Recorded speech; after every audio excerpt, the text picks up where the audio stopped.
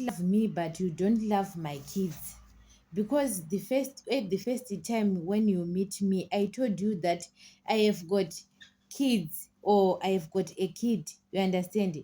But you saying I love you with your kids. You understand?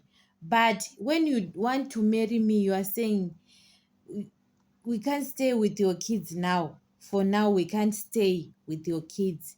Find somewhere, someone who can stay with your kids. You understand?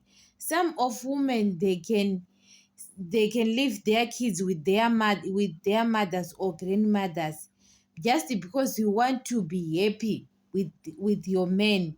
Guys, a man can change anytime. Your kids, it's your blood. You understand? Why you go and stay with a man without your kids, just because you want to be happy? You understand?